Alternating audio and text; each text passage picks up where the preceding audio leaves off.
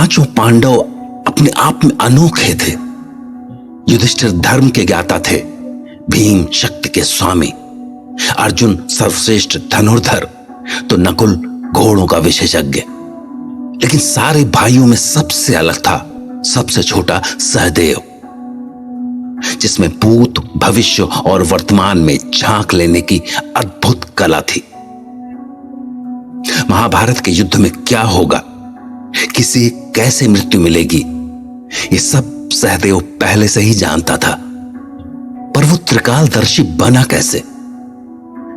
तो हुआ ये कि पांडवों के पिता महाराज पांडु के प्राण एक ऋषि के श्राप से गए, और मृत्यु से पहले उन्हें जो थोड़ा सा समय मिला उसमें वो सिर्फ सहदेव से ही बात कर सके। दरअसल महाराज पांडु को कई सिद्धियां प्राप्त थीं, तो उन्होंने अपने आखिरी क्षण में सहदेव से कहा, पुत्र सहदेव,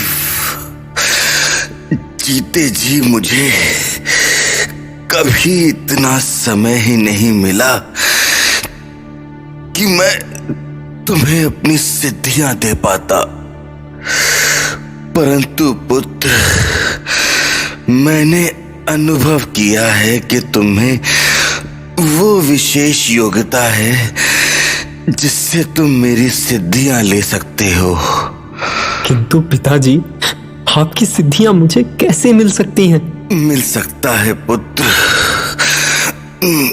मैं तुम्हें एक सूत्र देता हूं जिसके आवाहन से तुम्हें मेरे मस्तिष्क में संचित दुर्लभ ज्ञान की प्राप्ति होगी।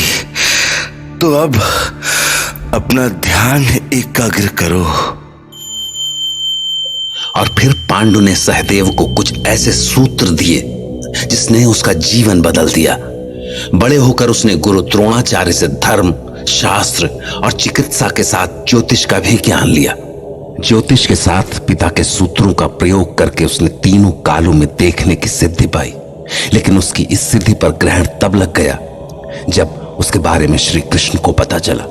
दरअसल ये सारी सिद्धियां स्वयं श्री कृष्ण के पास भी थीं, लेकिन वो मानते थे कि भविष्य का ज्ञान वर्तमान में प्रकट हो जाए तो कर्म का कोई अर्थ नहीं रह जाएगा। इसलिए एक दिन उन्होंने सहदेव से कहा, सहदेव, हमें भविष्य का कोई ज्ञान नहीं होता, इसलिए हम भविष्य के सपने देखते हैं, कल्पनाएं करते हैं और अच्छे भविष्य के लिए कर्म करते हैं। किंतु सोचो कि कल क्या होने वाला है, ये हमें पहले ही पता चल जाए तो क्या होगा? ये तो अच्छा होगा ना केशव, परिणाम पता चल गया तो क्या पता भविष्य में होने वाला युद्ध भी टल जाए। किंतु यदि ये युद्ध आवश्यक हो तो? देखो सहदेव, इस निरंकुशता, अत्याचार और अधर्म का अंत युद्ध से ही संभव है।